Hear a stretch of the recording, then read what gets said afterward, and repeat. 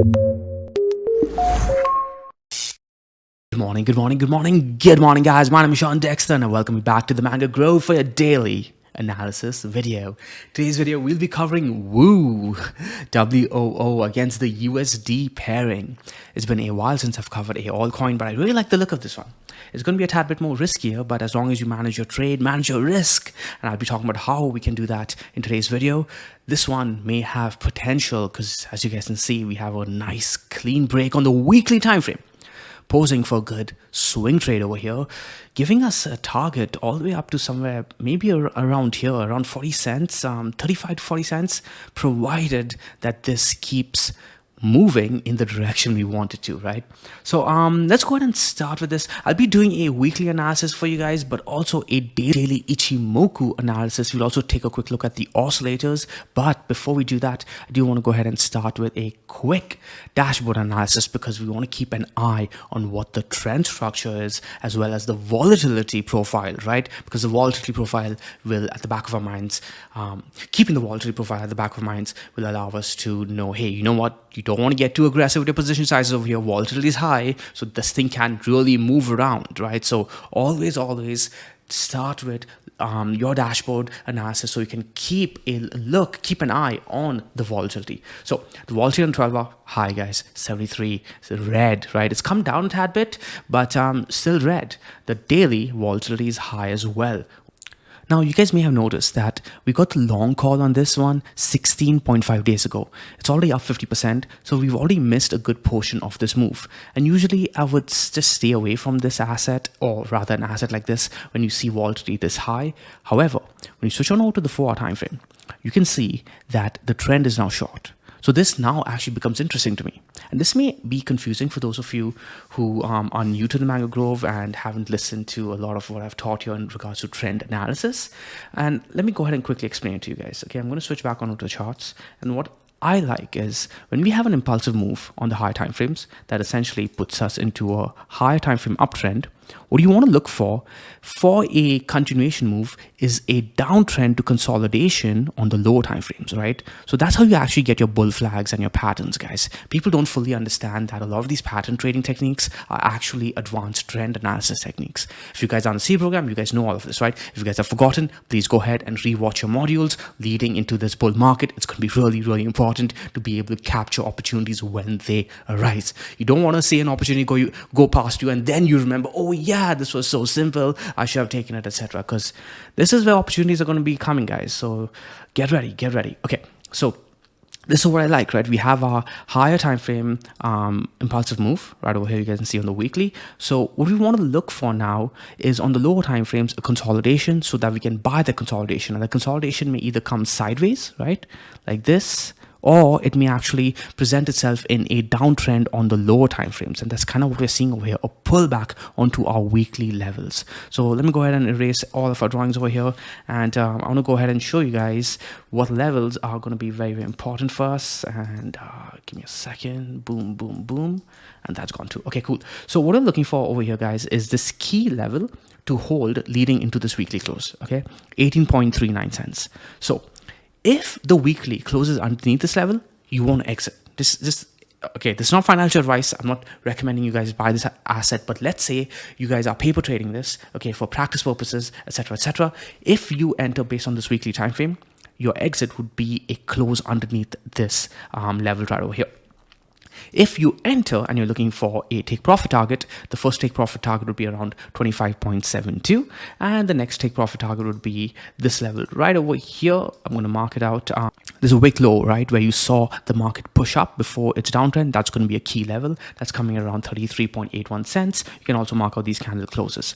Now, these are all levels that we will be targeting as price goes up, and you can start scaling out of your trade if it goes in your favor, right? We also do have a falling wedge that I've drawn out for you guys right over here that you can see kind of reminds you of Bitcoin, right? Kind of what Bitcoin did in regards to its falling wedge and a break to the upside.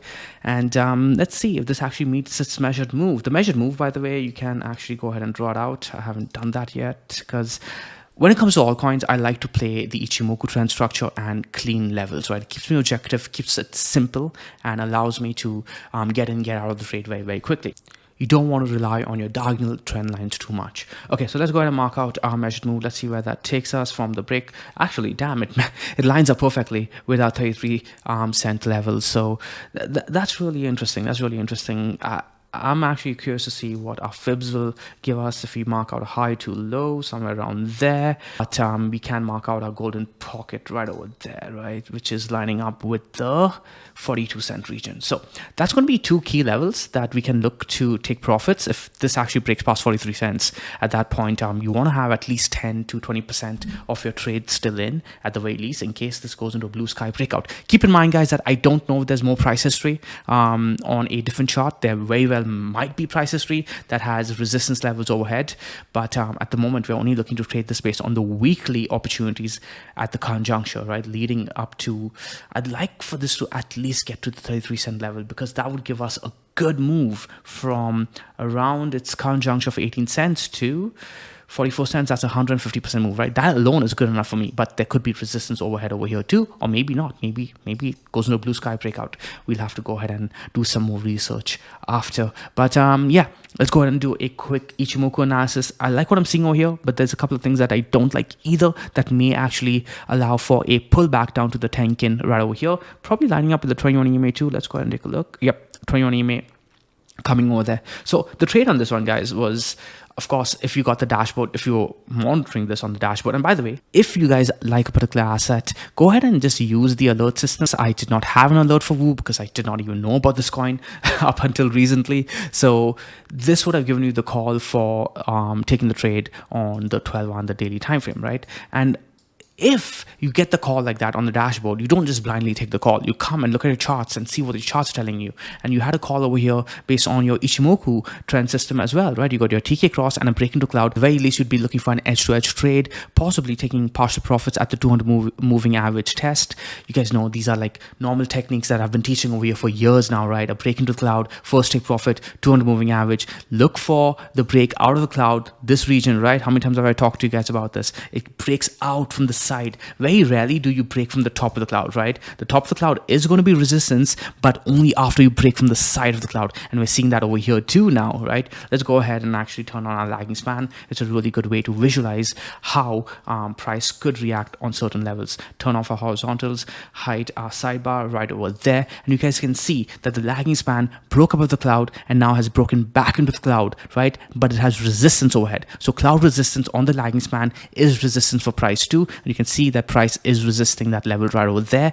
And yeah, if it doesn't close back above this level at around 18.86 cents, we could look for this to come back down over here to around the Tenkin 21 at around 16.6 cents. Okay, remember, cloud is green, price is above the cloud, TK cross activated as well. So this is a bullish trend. Okay, getting greedy for a move down to the Tenkin 21 EMA is going to be based on your trading personality, etc., etc.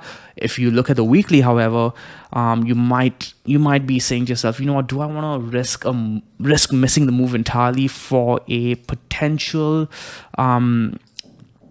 additional 11% savings, right? That's kind of how you want to judge whether you want to get in over here or start scaling in over here, or just wait for the pullback. Now again, that's going to be depending on you. This is not financial advice. I'm just giving you guys my thoughts on what I'm seeing over here.